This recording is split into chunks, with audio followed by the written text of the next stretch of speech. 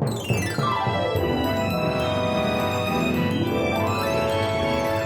to the Skeptic Zone, the podcast from Australia for science and reason. Here are your hosts, Richard Saunders and Stefan Soika.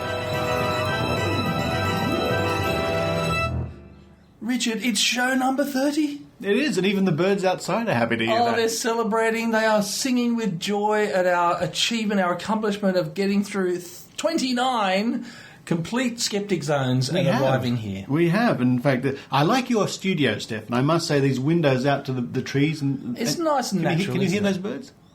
Yeah. Oh, yeah. You can. The faint in the distance. My hearing's not good because I played rock and roll for many years. So I've got tinnitus. So, it's a struggle, but I can just hear them. I can hear them. Thanks for joining me again in your studio. Oh, it's wonderful to be here. It is. It's a nice studio. And, of course, show number 30 for the 15th of May, and a great show. Now, normally, of course, on these shows, every second week, we have Dr. Rachie. Yes, we do. She's been working extra hard lately, hasn't she? She has. Sort of investigative journalism and things. She has. And because she did 2 Dr. Rachies in a row, she's having a bit of a rest this week. She Good deserves for it. her. She deserves it. A bit of homeopathic remedy and stuff just to calm her down. Yeah, good. Having the old Reiki. A bit of Reiki, a bit of crystal healing, that'll be good, yeah. Oh. And so what are we going to do in her place? That's it. The show's over. Oh, okay. Well, that's show 30. Goodbye. Goodbye. No, we better do something. Oh, we should. We've got a great interview with an author, UK author, Bruce M. Hood. Now, he's written a book called Super Sense. Now, let me put a question to you. If you were given the chance to wear a nice jacket, someone said, you can wear this nice jacket. In fact, you can have it. It's free. You can have it, and it fits you perfectly. It did belong to a murderer, but you can have it anyway. Oh, I see. Oh, it sounds pretty creepy, Richard. It sounds pretty creepy. Yeah. But I probably would. You probably would? Yes. So if somebody offered you a house, a great house at a cut rate price, but it was where some people were murdered, like 3 people or something, would you buy the house? If it was thoroughly cleaned. Yeah. Yes. I see. Yes. Well, these are the questions that Bruce M. Hood has been investigating, and Kylie Sturgis will interview him, and that's coming up. That's quite interesting because actually right near my place, just down the road, there was a house where 3 people got murdered, and it was terrible because the real estate agent didn't tell the people that bought it, and they only found out later. And after they found out, they actually won a court case to get their money back because they couldn't bear living in there. Amazing. And the real estate agent should have actually told them. So there you go. There you go. Super Sense is the name of the book. Now, our good friend Steve Roberts from Victoria, who's the new editor of the Skeptic magazine, as a matter of fact, he came up for a visit, and Dr. Rachie and I went for a stroll around a graveyard. What's all this spooky stuff on show number 30? We've got jackets of murderers and graveyards. I'm getting chills up and down my spine. It'll all make sense when we get there. It's actually a commentary on vaccination, because vaccination's been on the Skeptic Zone for the last couple of episodes. Dr. Rachie even appeared on the Skeptic's Guide to the Universe podcast, talking about that.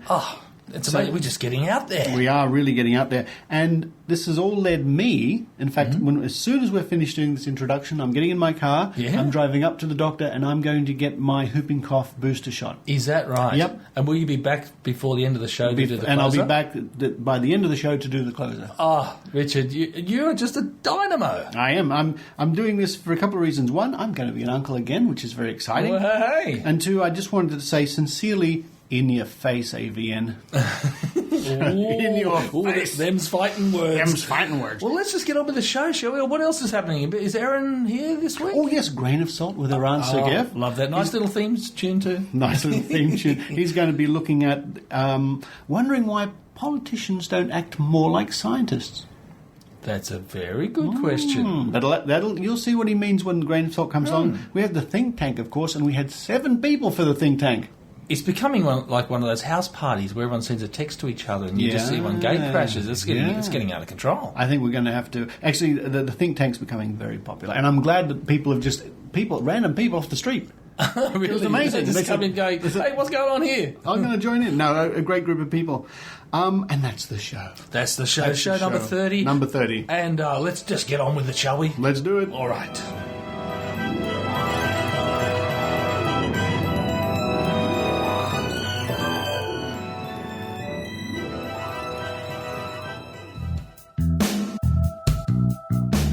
Dr. Bruce M. Hood, the director of the Bristol Cognitive Development Centre in the Experimental Psychology Department at the University of Bristol, has a new book out.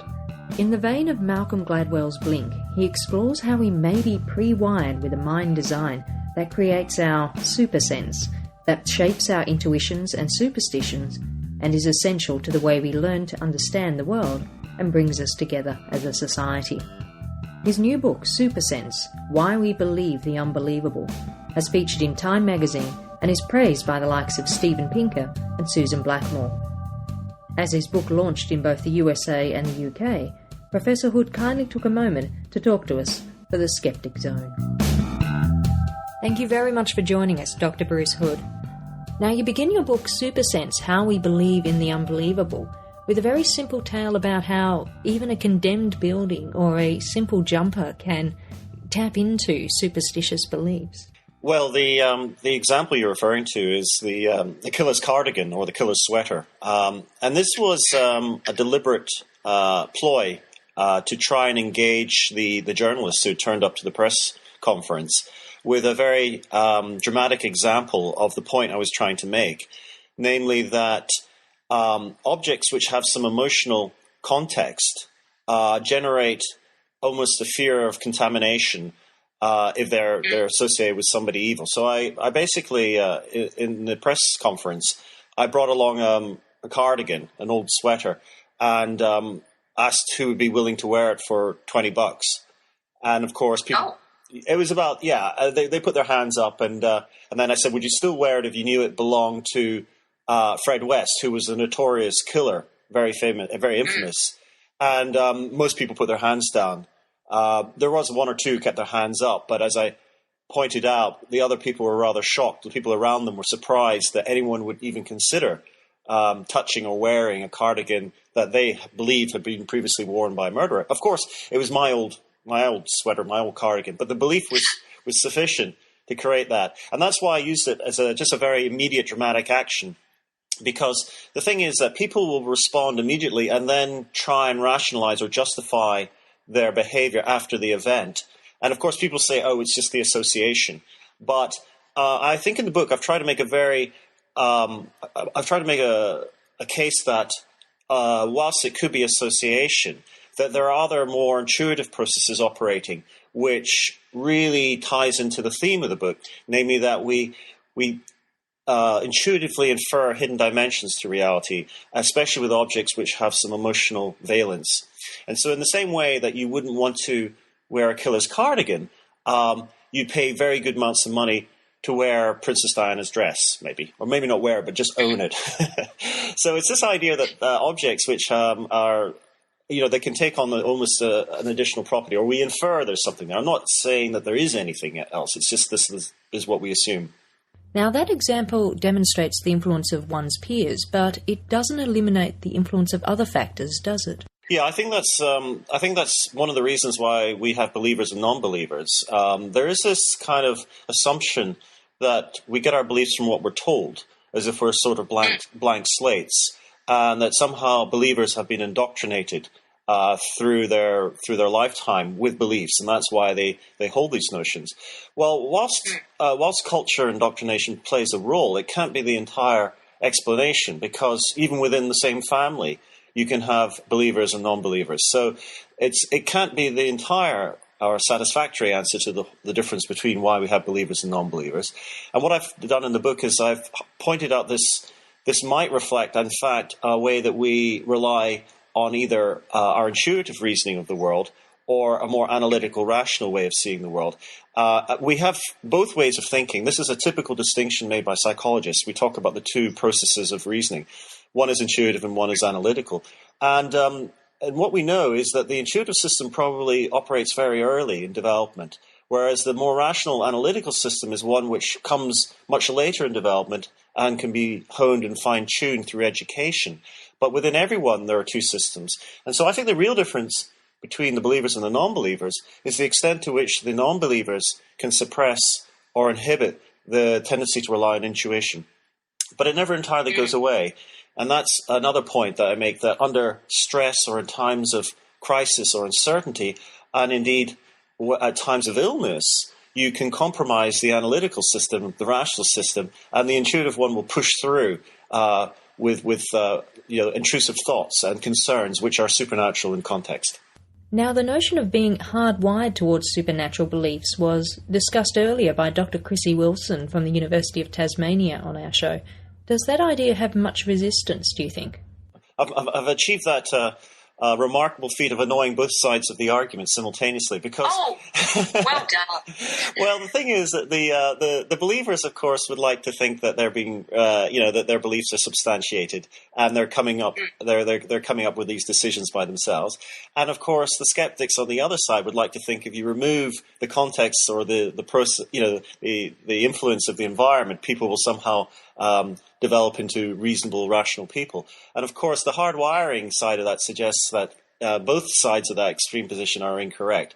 That in fact that they're an inevitable consequence of the way that we naturally interpret the world. So yes, if there has been some resistance to the idea, so far it seems to be coming mainly from the skeptics, and I think that's I think that's because if you read The God Delusion or Dan Dennett's books, there is this a lot of emphasis is put on memes, which are this notion of an idea that can somehow propagate or transmit almost like a virus. And so the idea is if you cut out the virus or eradicate the virus, then you won't have supernatural beliefs spreading. But I don't think the meme theory is entirely satisfactory, because if the true origins of belief are from within the child, then that means you've always going to have a continual battle trying to fight this inclination, which is in fact very, very natural. So I think the skeptics don't particularly like that story or that account, because it does suggest that a lot of the effort is going to be a bit misguided. I did notice from the start that there were reviews and comments which said skeptics wouldn't normally buy this book, which I must admit I found kind of a challenge. Was this something you intended? Oh, I really hope so, because in fact I think that if you've seen my website, then you know that that I am concerned the way that beliefs have led to atrocities, and especially in Africa. I highlighted some of the recent crimes in the witch burning, and then also the attacks against the albinos in Tanzania for body parts, because they're used in their traditional medicine, the Mutu killings, these are called. So I'm not saying that beliefs are completely innocuous and we should just accept that, willy-nilly. We really have to be vigilant, because sometimes beliefs can be recruited up by individuals or groups who will use them to their own ends and purposes.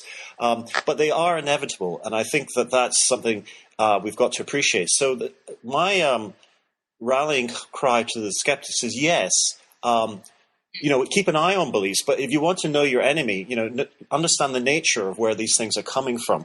And whilst culture provides a framework which encourages beliefs, we have to recognize that there is an additional process, namely the origins for why we might accept these beliefs in the first place.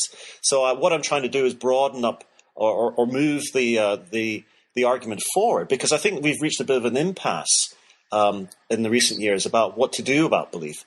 And this idea of trying to eradicate it by a wholesale removal of culture is simply not going to work. I don't have any belief that that's going to really happen, because we know historically this has been here right from the beginning of civilization. We know it's universal. And when there have been attempts to remove the influence of organized belief systems, i.e. religion, they generally go underground and flourish and thrive, as they did in communist Russia and China. So what I'm saying is that I think if you read the book, I think it'll open people's eyes that there's a wide gamut of beliefs, from religion right through to the secular supernatural notions I discuss, and that if we understand these in terms of their origins, we're better equipped to deal with them. Now, you've already mentioned in passing blogging, and if people head to your website at www.brucemhood.com, which is all one word for Bruce M. Hood, they will discover a variety of blog entries. Have you enjoyed the experience of getting online and interacting with people? Yes, when the publishers asked me to start a blog, I was very reluctant to do so, because I thought blogging was a very self-indulgent kind of pastime. And for someone who's got a full-time job as a researcher without much time, I was concerned about. I must confess, I didn't know a lot about blogging. I didn't understand it, why anyone would ever devote time or effort to doing that. But actually having joined the blogosphere and the blogging community and having looked at your blogs and blogs from around the world, I realized actually they're a very powerful forum for not only disseminating information, but also harvesting ideas from others. Because, as you pointed out, others have written to me who've come to the blog with ideas and suggestions. And I think it's just opened my eyes to the real power of blogging and how it really can not just enhance publicity for selling books, but actually it has made me take other people's perspectives. And I have shifted my position on a number of issues which I thought I understood fairly well, on the basis of things that people have written to me about, maybe just to refine my arguments or refine some of the comments I've made. But the site, brucemhood.com, I think works really well because I've tried to regularly scrutinize these stories from around the world that are hitting the headlines and look towards them or interpret them in this framework that I keep coming back to in the book, namely that people assume there are forces, energies, patterns, entities operating in the world. And it explains a lot of very diverse human behavior that at first instance doesn't look supernatural, but when you start to analyze it and deconstruct it, it turns out to be the case. So, it's everything from why we use cosmetics to our attitudes to organ transplants, to even the atrocities committed against individuals who we perceived to be, if you like, witches. So it's been a very enjoyable experience, and I intend to keep it going, irrespective of how the book does. Now, on my own blog at www.podblack.com, I've had people comment about the review I wrote of your book there, and there's been two questions. One was about Chapter 5, where you talk about the common mentalistic vocabulary, which lays the foundation for beliefs in both religious and secular supernaturalism, and whether or not brain scientists have a vocabulary problem. For example, we have mind-powered devices when in fact they're clearly brain-powered devices. Yeah, that's true. I mean, it's the problem is that when we talk about the mind, well, there are two problems. There's a naive notion of the mind as separate to the brain. And also, it's very difficult to get away from the language of mentalistic language when you're discussing making decisions and reasoning. And so you're absolutely correct that from a very early age, we have this notion of how we use the term mentalistic terms. And it does lead us into these traps of talking as if the mind is completely separate to the brain. But neuroscientists like Pinker and myself, whilst we can use that vocabulary very easily in common parlance with others, in reality, of course, neuroscientists, almost to a man, would argue that, or a woman would argue that it's definitely the brain. It's just that we don't have a common usage of the word of it's my brain. It did it. We keep saying I did it, or it's me. And so these notions of how we represent ourselves are embedded in the language. So it's going to always be a continual problem, I think. I'm not sure that we can do anything about it, but it's a very good point that the person raised. I've had another question from a correspondent in regards to the repeated studies which demonstrate that women have a tendency towards belief in the paranormal and belief in superstitions. And she had a concern that many people might condemn it as being a judgment of women's intelligence, that because of the credulity that seems to be demonstrated, it would equal that women are more stupid, and that's why they would believe. Have you ever come across concerns about that? Well, she's absolutely right to take issue with it, and I would reply that first of all, I don't think an inclination towards intuitive reasoning is stupid. On the contrary, I think that you need both types of reasoning, both the analytical and the intuitive, to make progress, because the research shows that you need to, it's a cliche, but to think beyond the box is really what's required to make steps of progress. Even in science, we need intuitions and sensing patterns, because if you operate with a very analytical, very rationalistic position, you're very constrained. And of course, when you're dealing with the complexity of the universe and you're dealing with the complexity of data, if you have what we call signal-to-noise ratio, which means you discard a lot of the interesting signals, you're going to be missing a lot of the complexity that's out there. So you need to have a broad view as well as a more analytical, constrained view. But the data is true in terms of the likelihood to endorsing beliefs and supernatural beliefs. And the studies, I'm afraid, are pretty consistent. And that is the case that females do score higher on these indices than men. So I do think that that's something which has to be addressed. But, of course, we should reject, as basically sexism, any idea that somehow is a weaker more stupid way of thinking. That just simply is not true. And the other thing, and getting back to the vocabulary question you mentioned in the last question, I think that we have to be careful with this word irrational, because irrational is loaded. It sounds as if it's somehow weak thinking. But of course, the fact is that many of these belief systems are very adaptive. Not only do superstitions help you alleviate the worst excesses of uncertainty and stress, but these behaviors are highly adaptive. Otherwise, they wouldn't be around. So we have to recognize that even though there's no rational basis in terms of the logic or the reality of these practices and beliefs, they do confer psychological adaptation. And so we have to recognize that as well.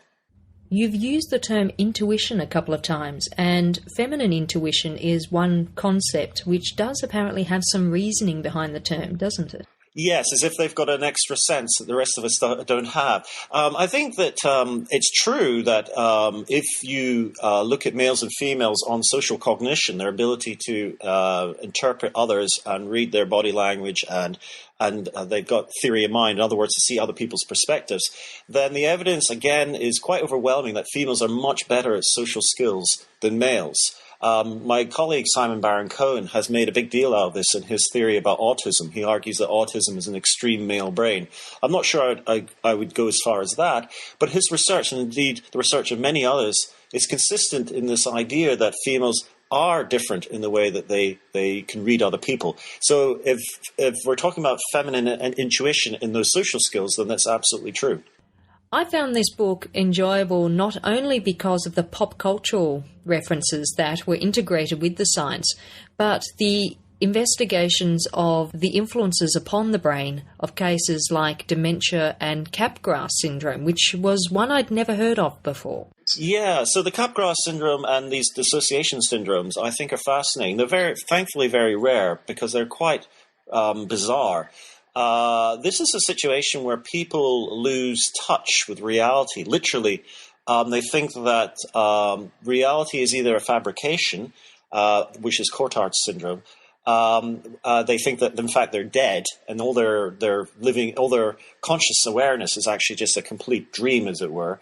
Or Capgras syndrome, which is the case where someone believes that their spouse or significant other is, in fact, a replicant. Or a very sophisticated robot. And what's going on there, I think, is very interesting. I think what's happening is you're getting a dissociation or disconnection between the object recognition or person recognition system of the brain, how we recognize someone visually, and the emotional tagging system, that warm, fuzzy feeling that we get when we see our spouse.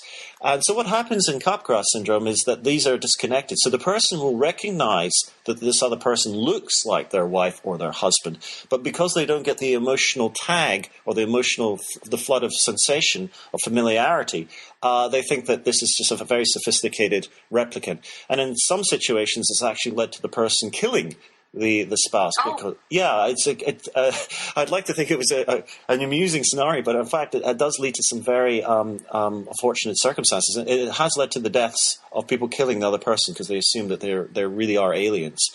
And the issue of dementia in Alzheimer's. This is a line of recent research which I think is absolutely fascinating, and it's by work by Deb Kellerman over in Boston and Deborah Zeitchik in Boston as well. And they've shown that when you look at elderly patients before the onset of their dementia is so profound that they can no longer kind of answer correctly, if you give them surveys or questionnaires or studies where you get them to reason about the natural world, if you like, then they make very similar inferences to the way that 7-year-olds reason about the world. In other words, they incline towards seeing creationist explanations for the world and teleological purpose. In other words, seeing the world as being designed for a purpose. Whereas a Darwinian, of course, would say that there's no design as such. It's just natural selection. So what the dementia studies are showing us is that people become increasingly inclined to rely on their childhood reasoning mechanisms, which have never entirely gone away. And so this supports the general thesis in the book that I'm proposing, namely that you start off with this childlike way of reasoning about the world through intuitive processes, and they stay with us. And all that happens with education and experience is that we can learn more analytical or scientific concepts to sort of suppress or override these earlier intuitions, but the earlier ones never entirely go away, but can reemerge as our analytical system becomes compromised through disease or dementia in later years. So is education the key to challenging these beliefs? Yes, I think so, and it's an effortful process. So, for example, just moving away from supernatural beliefs, I work on naive reasoning in physical reasoning about the object motion. So I study children, how they think about the motion of objects as they move, as they fall. I study how they reason about gravity, how they reason about objects, heavier objects fall faster than lighter objects. These are the sort of misconceptions that many adults still have. So, for example, the Leaning Tower of Pisa example, Galileo's example, if you have two cannonballs and one weighs 100 times the weight of the other, people assume that it will fall much faster. But of course, it doesn't. There is a slight difference through wind resistance, but in fact, the two generally hit the ground at the same time. Now, if you ask the person in the street to make a prediction, most people will say that the heavier ball falls much, much faster. Now, there's been an interesting study done by Kevin Dunbar showing that if you put people in a scanner, a brain scanner which can measure their brain activity, whilst they're trying to unlearn this kind of intuitive misconception about object motions, you can see that the frontal parts of the brain are firing away, really active, trying to suppress lower centers. And this suggests that you're almost fighting against your intuition when you're acquiring new concepts. So I think this is a dynamic interaction between systems of the brain which have these earlier representations about how things work through their intuitive processes, and the secondary system, this analytical system, which requires a lot of frontal lobe activation to suppress and inhibit the tendency to go with your gut reaction, as it were. So I think that these studies are very interesting because they suggest that there is a continual dynamic interaction between different modes of thinking. And this would explain why, when you put people under stressful situations where you compromise their ability to use their frontal lobes, their executive functions, they can start to revert back to intuitive processes. So, for example, there was a study in Science, which is one of the leading journals, just last year by Whitson and Galinsky, showing that if you put people in a situation where they feel a loss of control, then they start to endorse superstitions and supernatural beliefs. And again, getting back to this issue of seeing the big picture, they also detect patterns and pictures amongst random noise. So it's all part of the same sort of process and event, I think, this inclination to seeing connections where there may in fact be none. And just to throw in the last bit of evidence, I also talk about the relationship between intuitive reasoning, creativity, and psychopathology in the case of mental illness. Because, again, before people become very impaired in schizophrenia, if they have a high measure of what's called schizotypy, they too also see connections and they will detect patterns where in fact there may be none. It's called apophenia. And apophenia is this sense that there are significant events going on in the world that relate to them directly. And this, of course, forms the basis of a lot of paranoid thoughts. So this is the extreme end of the supersense when it goes a little bit off key, as it were, when you start to kind of sense all sorts of things as being some sort of collusion or some sort of a conspiracy.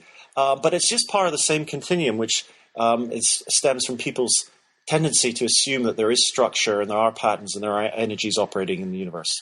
Finally, SuperSense has been successfully launched in the US and it is now available in the UK.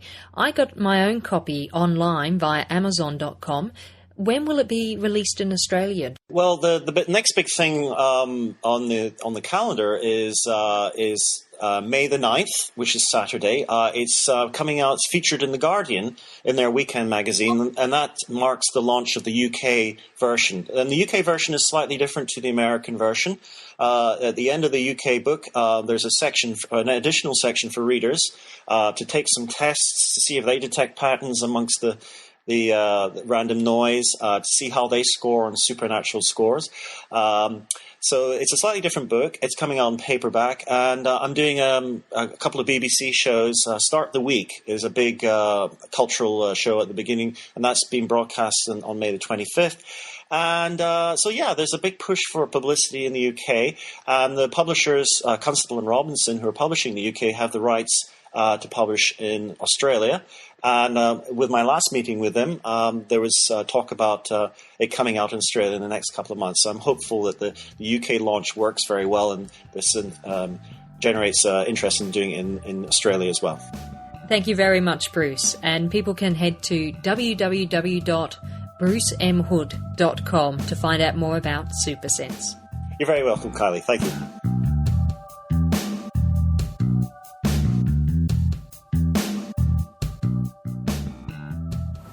Just is in the arm, yep. Well, true to my word, listeners, I've come here to the surgery of Dr. Richard Gordon, who's been a long-time member of Australian Skeptics, a general practitioner, and I'm going to get my booster shot. And I can see him over there at the sink preparing the needle, the injection. Doesn't look very scary. Nice, fresh, sharp needle just for you. Oh, a fresh, sharp needle just for me. How lucky am I? I've rolled up my sleeve. I might even get a jelly bean after this. Possibly. So this is what many people out there in the community should be doing. Yep, and the government has made this available particularly for people who are associated with children under 4 months of age, so as to try to halt the spread of whooping cough. That's it. Yep. That's it. It's all over. Yep. I hardly felt a thing. That's amazing. Exactly. I remember in the old days when I was a little boy getting nice, fresh, sharp one. Now, it was sharp. Now, exactly what was in that injection? That injection is Boostrix or DTPA, which is diphtheria, tetanus, and pertussis, and the A stands for acellular. So it's the new pertussis vaccine, which is less likely to cause a reaction than the old cellular products vaccine. That's fantastic. Do you, as a GP, do you get many parents coming to you unsure as to whether to vaccinate or not? Not many. This tends to be a fairly educated area. Yeah. But we have the odd person. We're proud to say that out of all the children who are registered with this practice, in excess of 95% are fully immunised. Out of the other 5%, they're usually people who've forgotten or need reminding, and they eventually catch up.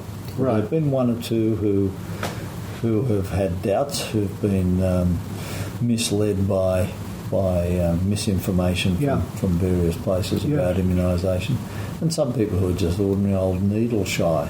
Oh yeah. But most of them, by the vast majority, come in for their vaccinations and are very keen to do so. Well, especially I can attest to the needle shyness business. I hardly felt it at all. In fact, if I happened to be having a sleep and you did that, I wouldn't have even woken up. No. In fact, I used to vaccinate my children while they were asleep. Oh, really? Yeah. They never ever woke up. Well, thank you very much, Dr. Gordon. I feel fine. I've got a little Band-Aid, and I look forward to my jelly bean. Absolutely. What colour would you like, Richard? I'll let you select one. Oh, wow. Oh, here they come. There goes the lid. The first one that comes out of the lid. Purple. Purple. Thank you.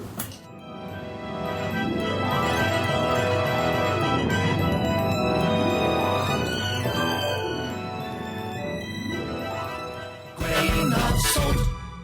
Grain of salt. Grain of salt. Let's all take this with a grain of salt.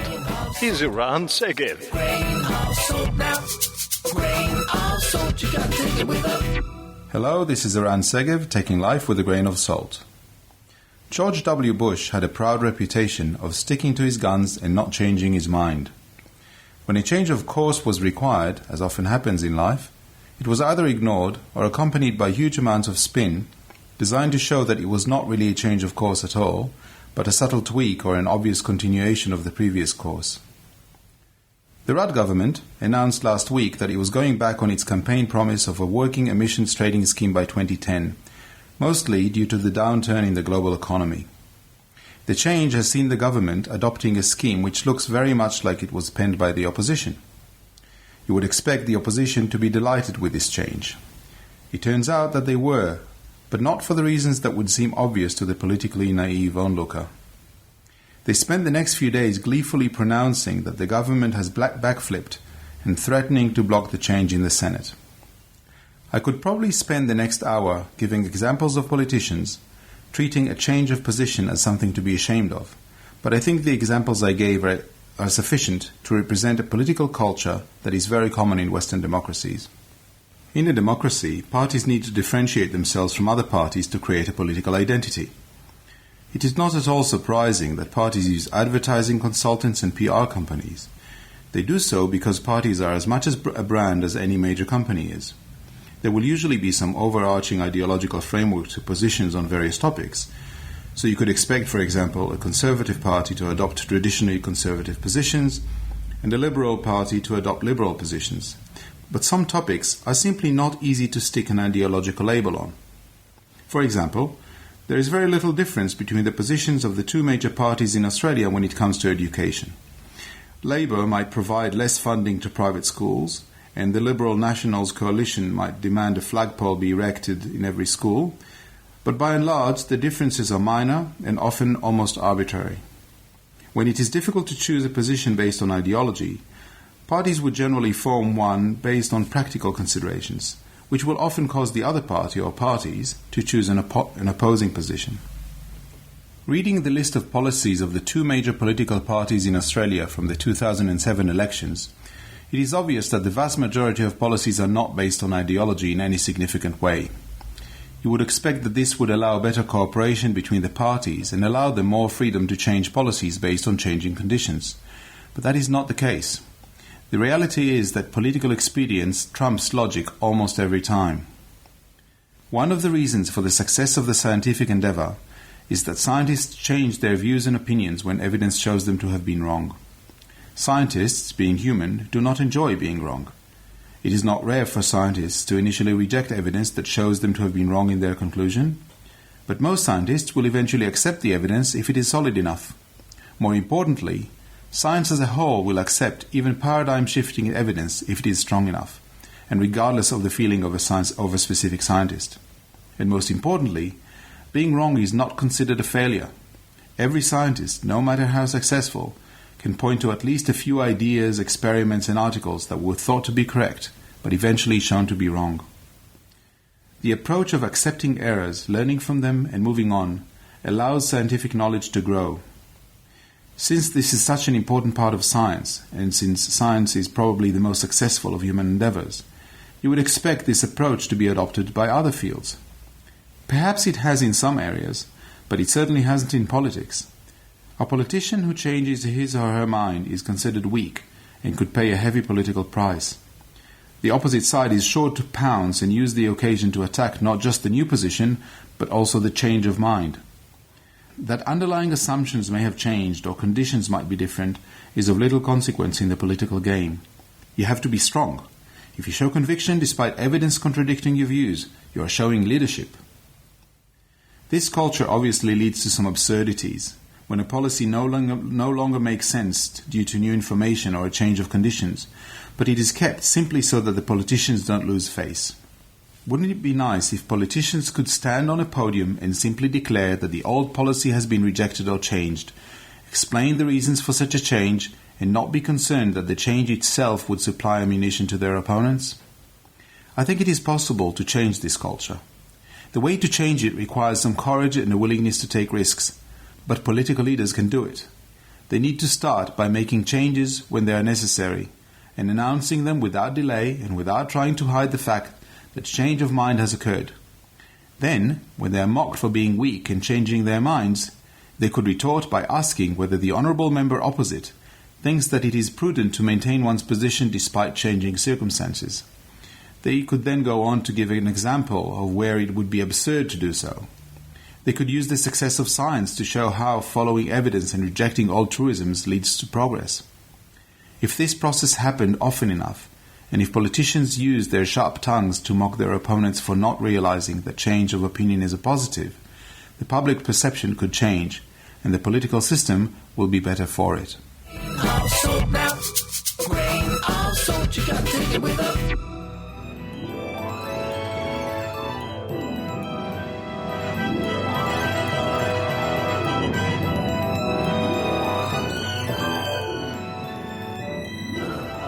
So we found another one here.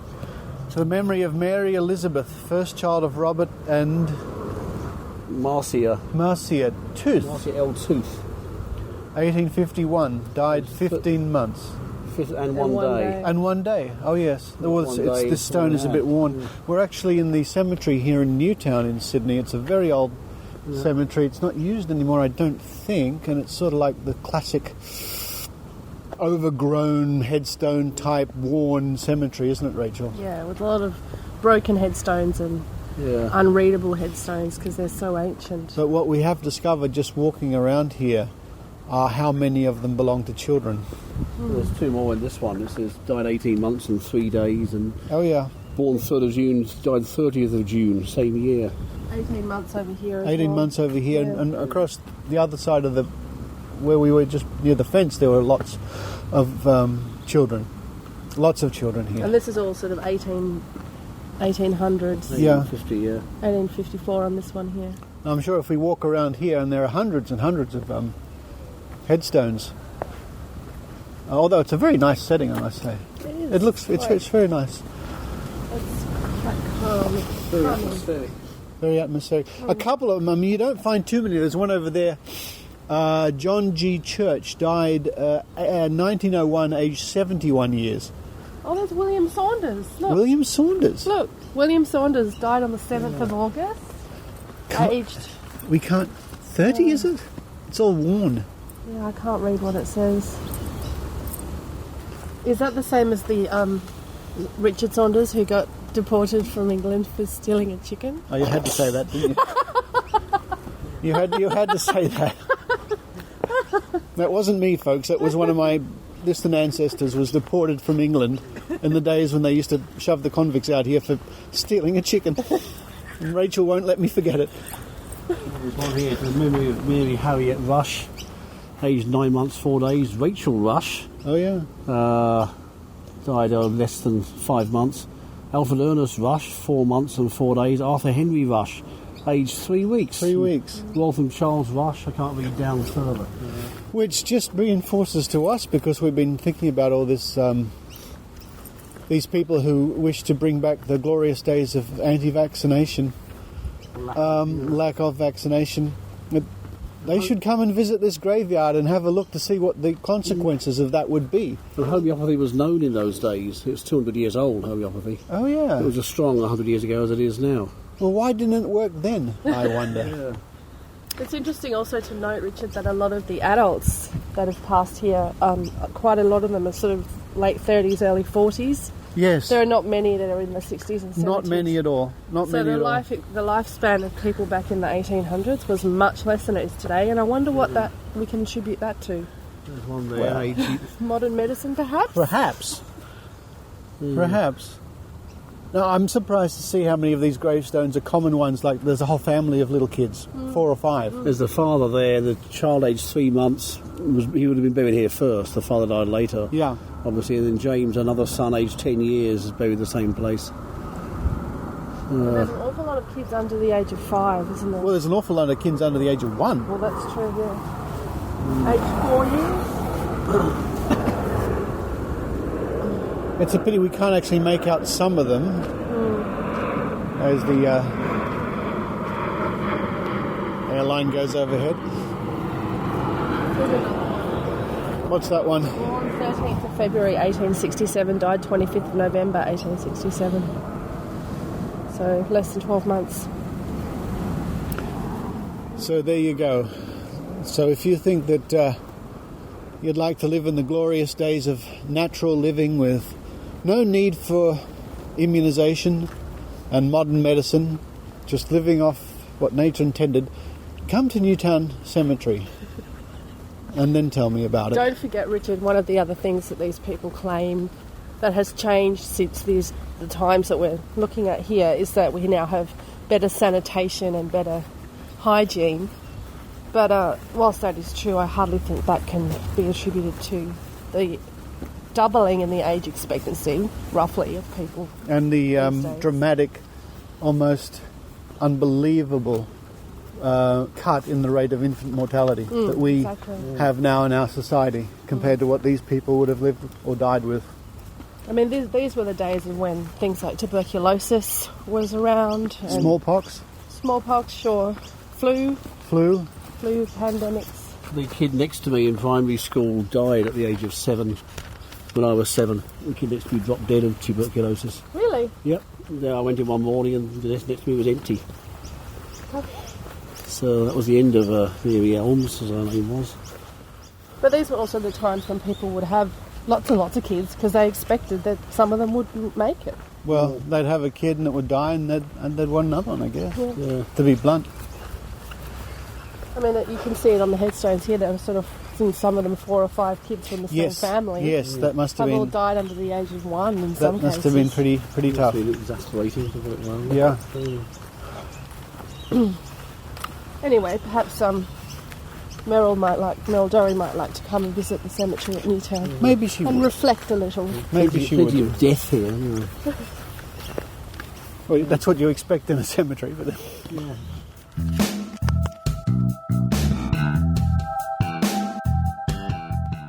If you're looking for research on skepticism and women, gender issues, the facts about superstition, education, and the wonder of science, head to www.podblack.com, the site of Podblack Cat. It's been described by Dr. Ben Goldacre as a blog that wins on timeliness, accuracy, relevance, and, well, rather silly names.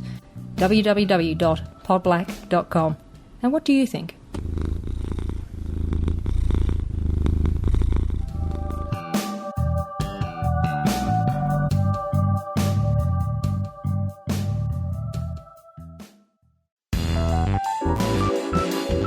Join us now for Drinking Skeptically in the Think Tank.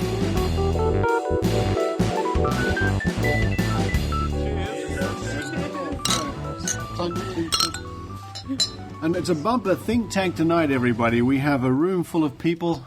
If you people in the back, just try and sit down over there. It's all right. You can come up later to the microphone. Let me introduce the regulars, or the semi-regulars, or the people you know and love. We have Dr. Rachie. Hello, Dr. Rachie. Hi, Richard. Thank you for coming along to the think tank tonight. Can you hear me over all the noise of all the people in the background? I can. All you other people back there, be quiet. And we have Ian. G'day, Ian. Hello. Hello, good to see you back again. And, of course, what would the think tank be occasionally without Dave, the happy singer? Hello, Richard. Hello. And we have a special guest up from Melbourne, the Australian Skeptics UFO expert. He must have come on a UFO, Steve Roberts. Hello, Richard. Hello, Steve. In fact, I was just commenting before that of all the episodes of the Skeptic Zone, the one that has the most downloads is the one where you discuss UFOs. It's because the space aliens like that one best. And we have 2 other people who've come along to join us tonight. We have Jason. Hello, Jason. Hi, Richard. How are you going? I'm going all right. How are you? Fine. Remind us again, what's your Twitter name? My Twitter name is @DrunkenMadman. Drunken Madman. Yes. I see. That's why descriptive. I see you've got 2 beers in front of you. That's all right. One of them stolen. And James.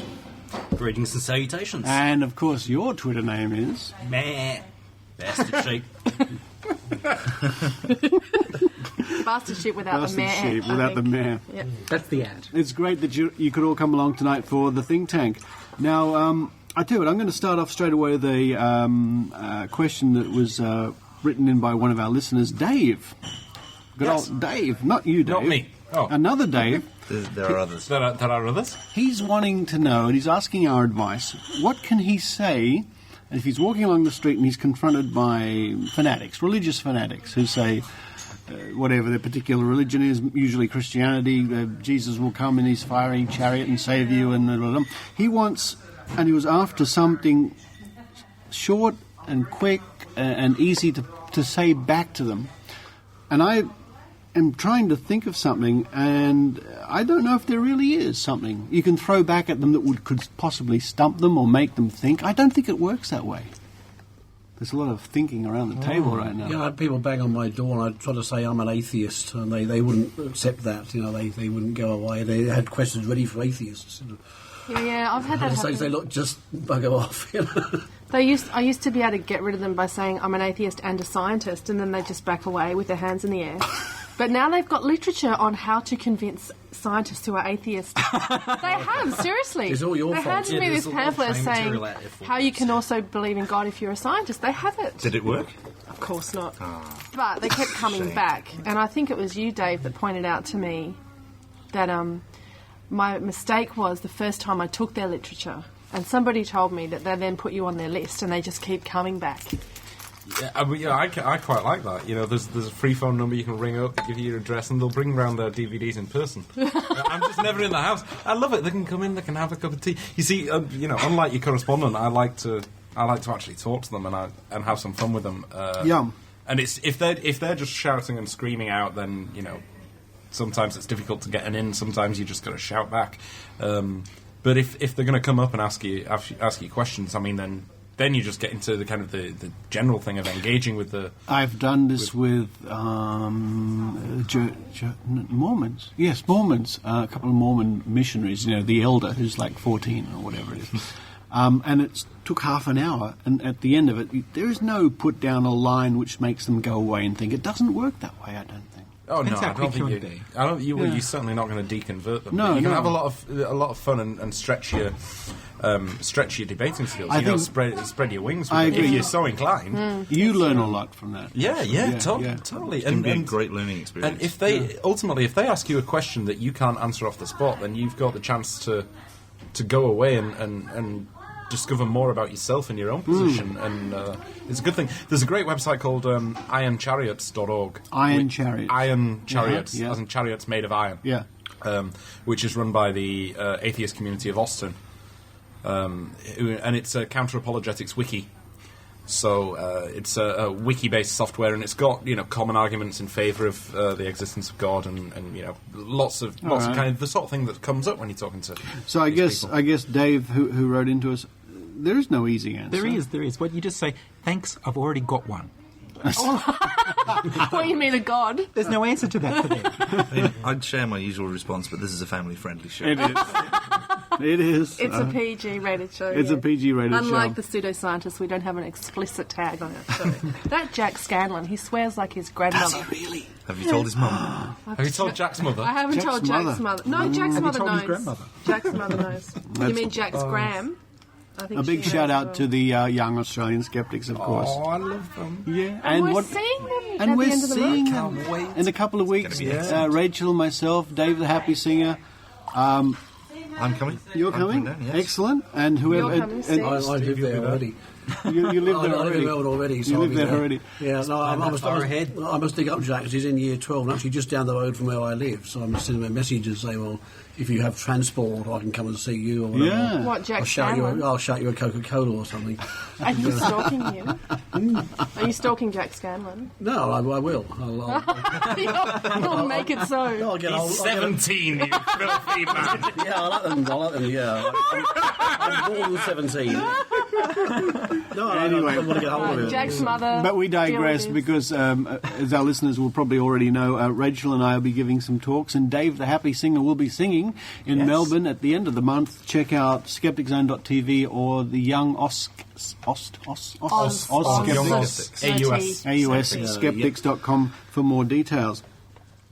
Now, why I'm shouting out and doing things like that, shout out to a listener we have called Ben Hadfield who wrote in to me. Thank you, Ben. I really appreciate your comments. Very kind of you. If we're doing shout-outs, can I do a shout-out? Yes. Oh, don't say it like that, Nana. I want to give a shout-out to Scott from Toronto. Now, Scott is a pharmacist in Toronto, and he writes a really great blog called Science-Based Pharmacy. And, in fact, I referred to him on the SGU interview I did last week when I was talking. Were you on SGU, Rachel? Oh, sorry. Did I not mention that?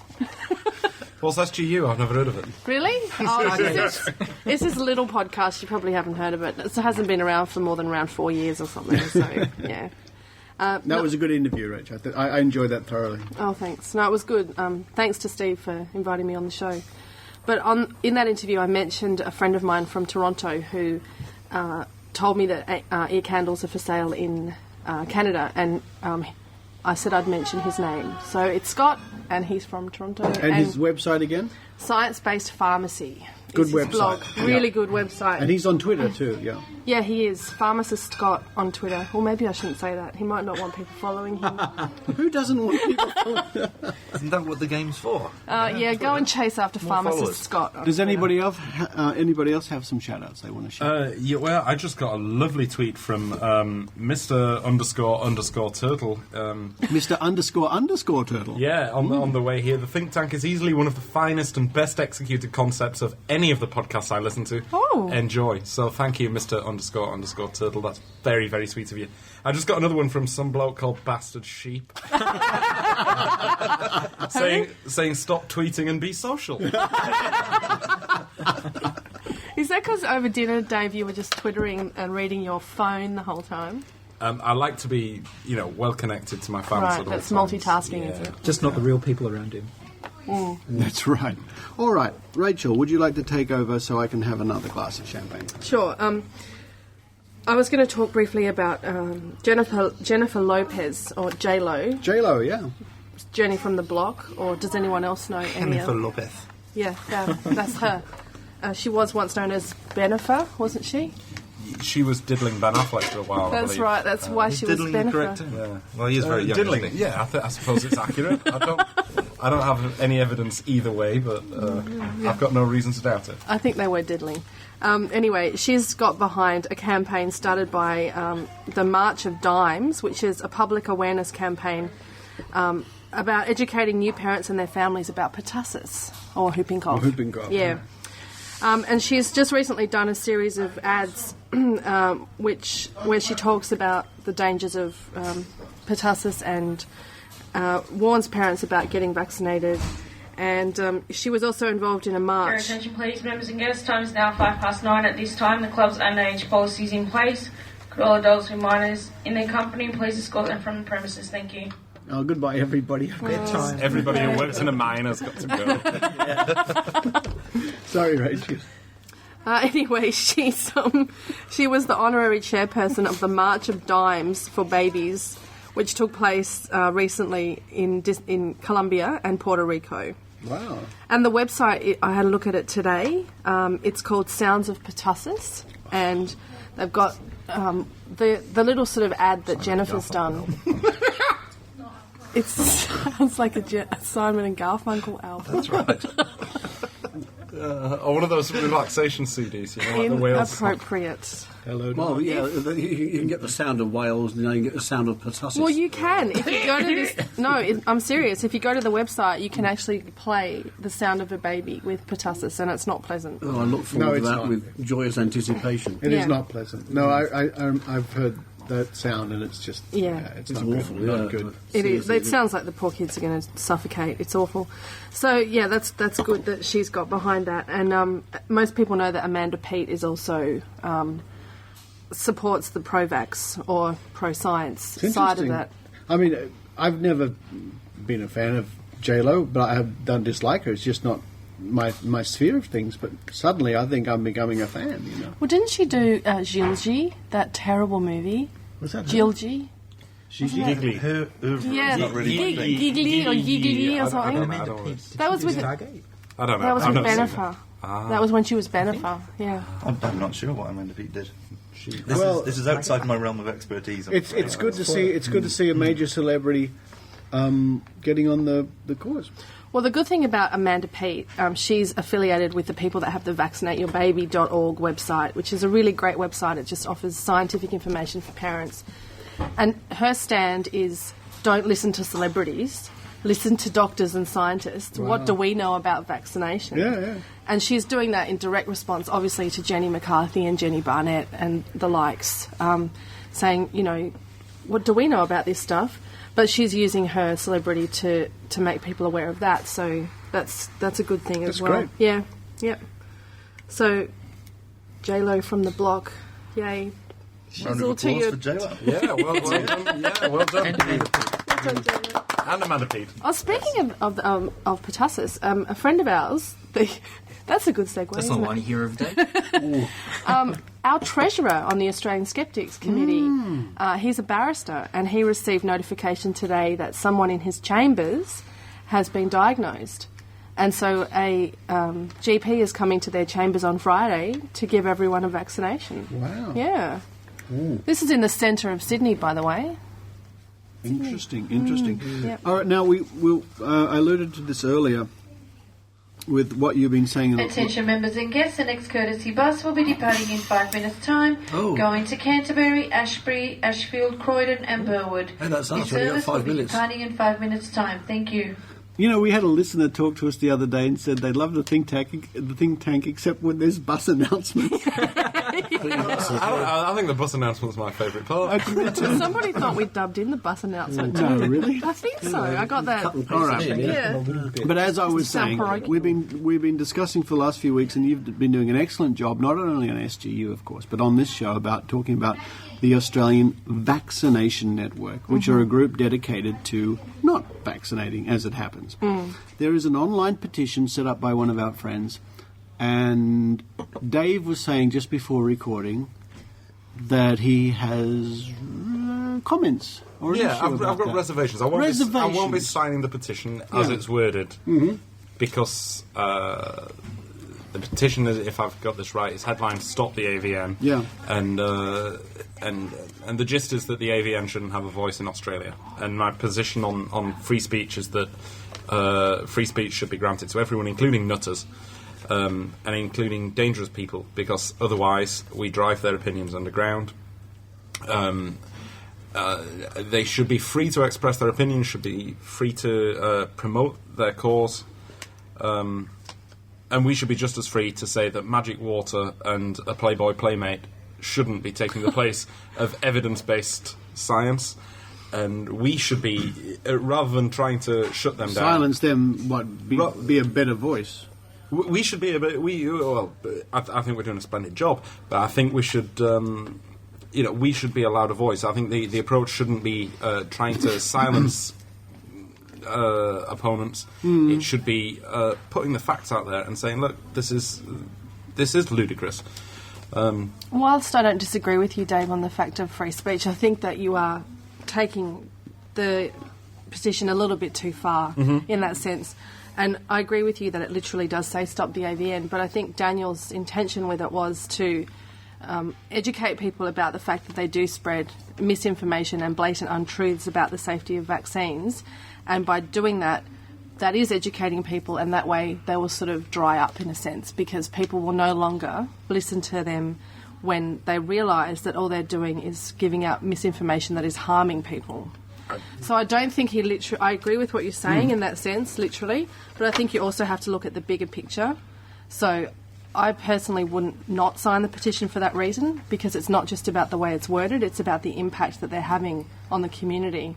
So if you think that that's a reason why some people might not sign it, then I'll speak to Daniel and get him to change it, to make it more about that rather than, don't give them a voice. Because I agree with you. I do agree with the sentiment you're saying, Dave, actually. Because I do.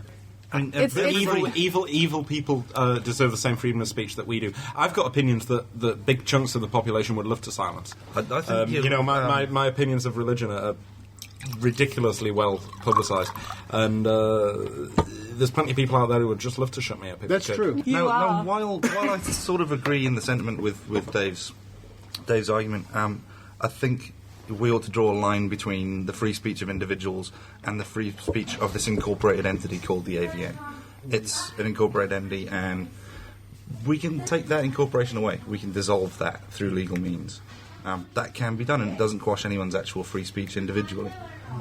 So I don't have a problem with it from that point of view. I think that's a really important issue as well. That the whole purpose of corporations, it was originally for public good, and if they're blatantly doing public misdeeds by misleading people and leading people to harm their children, then the corporation incorporations should be taken away, and then the people can have their individual say, but it won't be as loud. It's almost like, why is it up to us when there should be some arm of government who have acted before now against these people? Well, that is currently happening. That is in the works right now. There are currently meetings with the government and the McCaffrey family about the issue that led to Dana's death. And that includes not just the AVN, obviously. We can't say they were responsible for it. There was a huge breakdown in the reporting system by the New South Wales government. Yeah. The McCaffreys were not informed. They were not informed that there was an epidemic. And so a lot of factors led up to... There are a lot of factors, on the free speech issue, the problem is everybody should be entitled to say what they think. And I can say I believe there's a green unicorn on the moon if I want. But people shouldn't be allowed to present lies to the public. So when the AVN say a thing like Dr. Andrew Wakefield's paper has shown that MMR is linked to autism, which actually is a lie because his paper was discredited and he's found to have cheated on his results, that is not really permissible to present that to the public. You can say, I believe that vaccines cause autism. That's the thing you can believe, or one individual can believe, and it stops there. When you say there is scientific research that is actually a lie, that shows that, and that really shouldn't go to the public. So really, it's an abuse of free speech or misuse of free speech. Yeah. It's the thing we have to tolerate because we do value free speech very highly, and in the end, we'll come down on the side of. I think it says something. It should be allowed, even despite the abuse and misuse. I think it says something too about the level of scientific understanding in this country, where Meryl Dorey can get on national TV. And you used this quote in the last episode of the show. It was a sound bite from her own words, saying that her family had whooping cough. It only lasted 2 weeks, and it was nothing worse than just a bad cough, and they treat it with homeopaphy. Well, whooping cough is a lot more than just a bad cough. And it does last longer than 2 weeks. And also for her to say that, and not have all the population say, what the... And also, in the same sentence, say, we treated it with homeopathy, and the whole population say, okay, the little room's here and it's padded. Oh, Richard.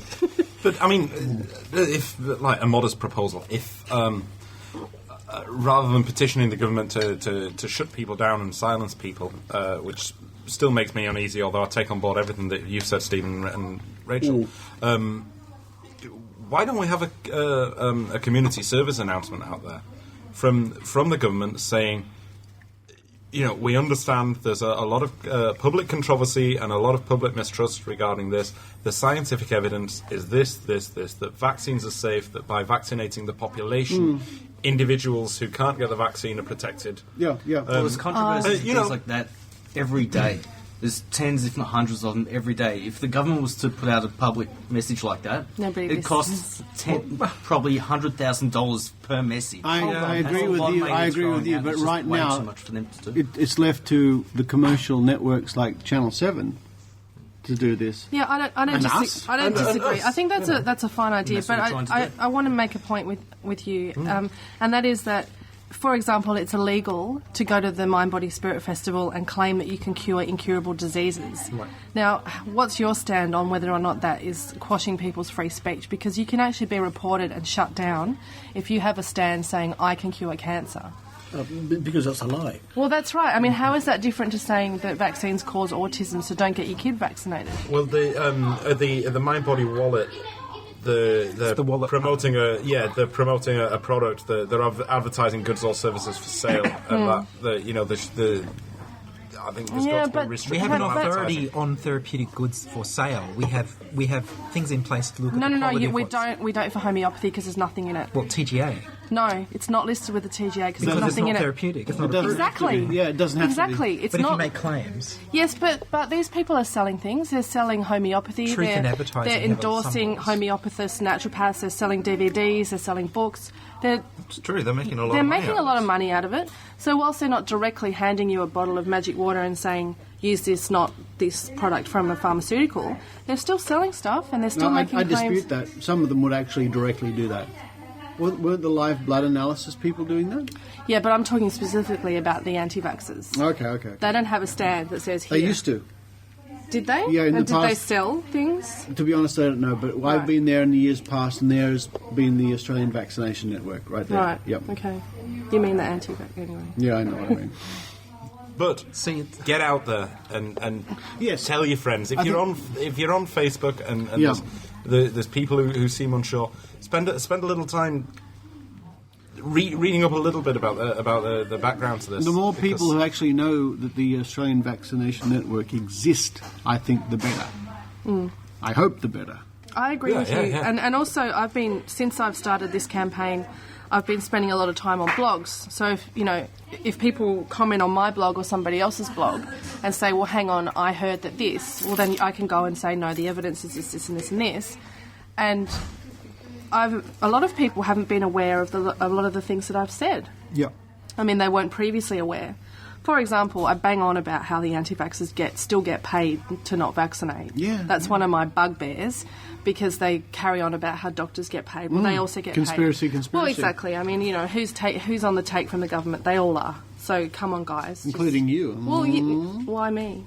Because you've been leading some sort of campaign against... Oh, yes, that's right. Australian I'm a big farmer shield. You're a big farmer shield. Yeah. You must be. Oh, that big farmer. that big farmer's out again. Was it your comment on the Yes blog the other day that said, leave the farmers alone, they're going through a drought or something? I wish it was, but it wasn't me. I think it was Joel Birch, actually. The trouble with doing the big farmer, it turns into a pirate.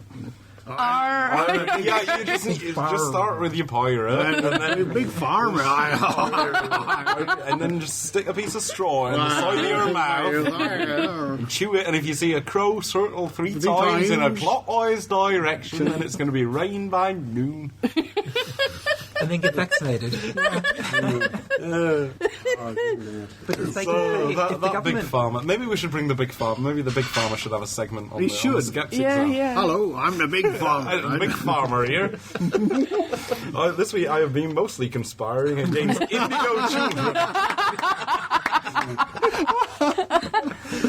Epic win. Well done. What were you going to say, Ian? I was going to say, if the government's got funds to pay parents who vaccinate their children, and it's got funds to pay doctors to vaccinate children, then perhaps it can put some of those funds towards public service announcements. Oh, you know what? Because they do care. Well, yeah, but it's in the nature of government to be reactive rather than proactive. But they love giving money to so advertising when we companies. shout enough, eventually they'll get around to it. Now, I bet all of you are too young to remember this. Maybe, Steve, you remember. I don't know. Very good moisturiser. But I'm well past 17. I do remember. I'm almost certainly too young to remember this. In the early 80s, or maybe the very late 70s, but definitely the early 80s, there was a campaign, probably sponsored by the Australian government, to vaccinate kids using C-3PO and R2-D2. Does anybody remember that? No. We should use qualified medical professionals for this. Yeah. Well, yes, but we wouldn't be able to see their he hasn't faces. even got arms. He's going to miss the vein. Good idea. But they had R2-D2, C-3PO. I was already old by then. Now, listeners who remember, please write in and support my memory. No, you need to find it on YouTube and then play it. Yeah, and the audio's coming up now.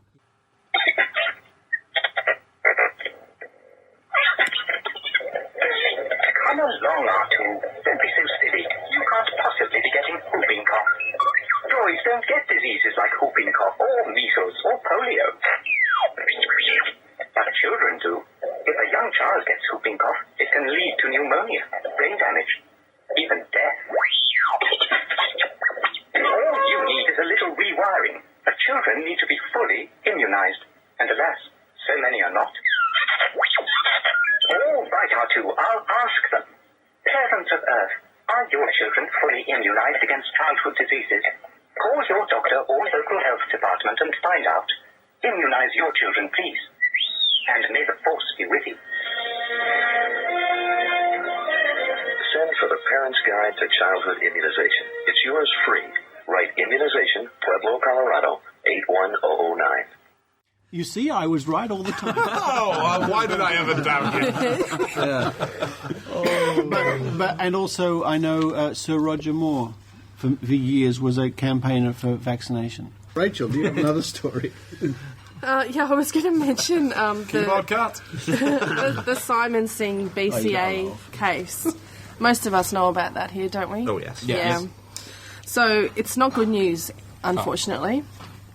As some of you may have read, I'm actually reading off Jack of Kent's blog. Thanks, Jack of Kent. He's written a very thorough rundown of what happened. Jack is actually a lawyer in the UK, and he blogs at Jack of Kent, and he went to the proceedings. But the problem is that, as some of you know, Simon was sued by the British Chiropractic Association for saying that some of their claims were bogus. Oh, there's that word. Yeah. He says this organisation is the respectable face of the chiropractic profession, and yet it happily promotes bogus treatments. Now, the problem was, in the preliminary hearing, the judge decided that he would define the word bogus. And his definition was that they had deliberately, the BCA, were deliberately deceiving people. The BCA being? British Chiropractic Association. Right. Yeah, they were being consciously dishonest in promoting chiropractic for those children's ailments, which Simon claimed that they couldn't help treat. And those are things like colic, sleeping, feeding problems, frequent ear infections, asthma, and prolonged crying. Yeah. Yeah. Asthma. Yeah.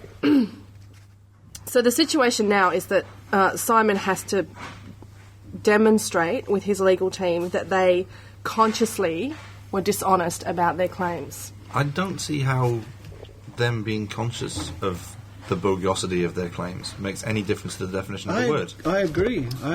No, I don't worse either. than that. I mean, it can still be bogus even if you think it's not. Doesn't it have to be the dictionary definition? How can a judge just make up a definition and say you judicial must activism, stick to that's the what it facts? is. Well, I don't Dictionary. But it's missing the point. Whether they're consciously knowing they're doing the wrong thing or not, they're still doing the bloody wrong thing. But it's a libel action. It depends on the words that he used in his piece, and if the judge decides that the meaning of bogus is that they were deliberately lying rather than just, but that's not what it means. Unintentionally providing something ineffective. You're right. I mean, I don't agree with the judge, but So the judge, from what I saw there, the judge agrees that their treatments don't work for these conditions. But that's a fact. He says it's a fact. He says somewhere in there that it's a fact, but it's not about the facts. It's about whether or not they were deliberately defrauding people. Yeah. So if the judge is saying in this that... Sorry? The judge doesn't agree that. He hasn't got that far yet. He's establishing whether Simon Singh has libelled the BCA. And he's saying Simon Singh has said the BCA are syndically foisting treatments on the public that they know are no good because of his definition of the word bogus. Now, actually, neither the BCA nor Simon Singh intended that by the word bogus. I mean, the BCA are probably sincere and sincerely believe they're doing valid treatment. Yeah. And the issue that Simon Singh has is this treatment is actually not valid without casting any reflection on the character of the BCA.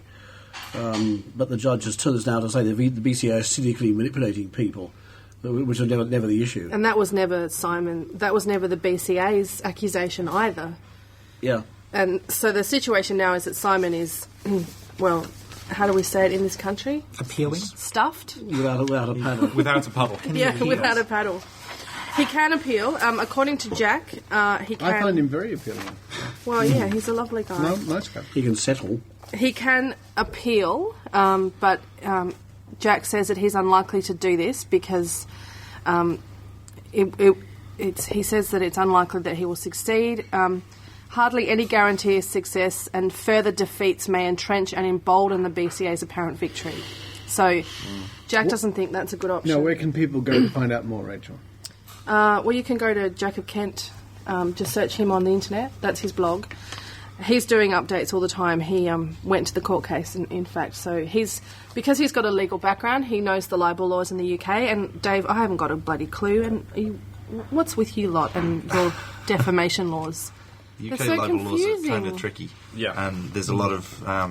money spent on lawyers. Hell of a lot of money spent on lawyers, but I was trying to say that the burden of proof is kind of slanted over to one side, and it's difficult to actually disprove libel, if you like. So Simon's kind of falling victim to the British legal system, which needs reform. So it's different to in this country where the accuser has to demonstrate their case rather than the person who's being accused. To be honest, I don't know. Yeah, well, in this country, you don't have to prove that you weren't. It's different to anyone. But it does sound like the real issue here, that the inefficacy of the chiropractic treatments and Simon's reporting on it seems to be completely tumbling by the wayside based on a semantic nuance. Well, exactly, yeah. Regarding the word bogus and some particular judge's interpretation of it, which is, I'm sure, what the BCA and neither the BCA nor Simon are you know what? I think that's totally bogus. Well, did you want to tell our listeners something before you go, Richard? Yes, I do. Did you want to tell them about your news? Yes, I do. Do you want to tell them about you getting on a plane? Oh, yes. Do you know what I'm talking about now? I do now. Okay, yes, do you want to tell everyone? Go on. Friends who are coming to TAM 7, please come and say hello. I shall be there, and I'll look forward to meeting you. After teasing us all for months and months and months, he's finally booked a ticket today. I couldn't resist. I just could not resist. And he'll be at TAM. I've been there myself. It's just incredibly, fantastically, unbelievably good. And I thought, stuff it. I don't care how much it costs to go over there. I'm going. Can you say hello to everyone for me, please? Yes. Rachel's not going. And me. And tell them to come next year. Tell them to come and see us. TAM 8. Yes. No, tell them to come to TAM Australia. So that those of us who can't afford to fly halfway around the world. Well, it won't be exactly TAM Australia, but in 2010 in Sydney, SGU will be here. SGU cast. Never heard of them. Maybe maybe they could get their friend Phil Plate to come down with them if he fancies joining us. The World Science Fiction Convention will be held in Melbourne in 2010, so you might be able to get a whole lot of Americans. Speaking of hot events in Melbourne, come and see us if you can't afford to go to TAM. Come and see us in Melbourne next month. No, at the end of this month. Oh, yeah. This month. See, May. Come on the May the 30th at Melbourne Uni. And to round off this go to DaveTheHappySinger.com. I don't believe it. There's astrology at Macquarie Observatory. So I'd like to thank all our guests and regulars for coming tonight. I tell you, I want to go round the table. Everybody give their Twitter name, because we love Twitter. Rachel. Rachel Dunlop. Steve. Sorry, but it's got an A in it. RACHAEL. Rachel. Yeah, Steve Wado. It's STEVEWADO. So I've got a daughter called Emma, and she's called M Wado by her friends like Ed Wado, and the Wado's stuck on all the family. Yeah, okay, move on. Bastard Cheap, what's yours? Oh, I said it. There you go. There you go. Mine is Happy Singer, HappySingerGER.com. And there's an interesting story behind that. I'm a singer and I'm cheerful. Anyway, and yes, my Twitter name is Drunken Madman, which is quite factual. And I'm Ian Wolfe with 2 O's. And of course, I'm just Skeptic Zone. There you go. Thank you, everybody, for joining us tonight in the Think Tank. That's going to be fun to edit. And please come again. Cheers. Cheers.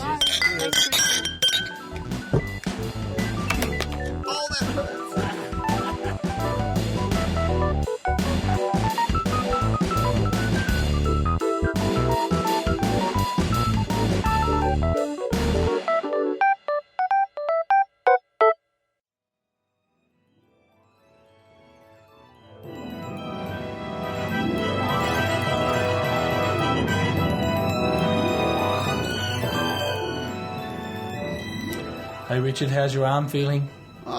Yeah, it's okay. Not too bad? It's okay. A bit of a whooping cough, shot? I did, yeah. Yeah, not too bad? Yeah, it's fine. Actually, was it a scrape or a jab? It was a jab. It was a jab. Well, we like to say an injection. An injection. Because jab is the word used by the anti-vaccination crowd. It's an emotive to make it sound word. like it's violent. Violent jab. Yeah, you got jabbed by the doctor and you're going to get some horrible thing out of it. No, it was nice and simple. It hardly felt a thing. So the word is, people, if you're an adult, and especially if you're going to be around kids, Get a whooping cough booster. Get along to your doctor and get a booster shot for whooping cough because it is a deadly disease. Or at least find out what your status is with all of your vaccinations. Absolutely. I know I travelled overseas and they wanted to check everything and make sure. You went to gave me Hong Kong? Oh, not for Hong Kong. No, I went to Hong Kong to get the Hong Kong flu as an experiment. Of course. But it didn't happen. So, but yeah, I was open to it. Yeah. Just for an experience. But no, besides that, I went to Thailand a couple of years ago.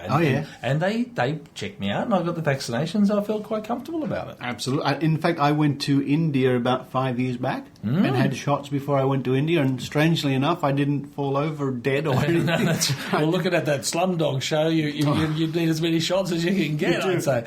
So, yes, that's almost the show. That's almost the show. Now, listeners might be interested to go onto the net and type in Google Jenny McCarthy video. Now, Jenny McCarthy is the Playboy actress, now the anti-vaccination campaigner. She's put out a video giving her thoughts about vaccination, and it's almost like The Onion did it. It's almost so bad to send up. And I've just been told by Kylie Sturgis, our reporter, that the Amateur Science podcast, if you Google Amateur Science podcast, have done a send up that or a reply or something worth looking at. Excellent. I love the old parodies and the irony. It's always good. Speaking of parodies and ironies... Oh, yes.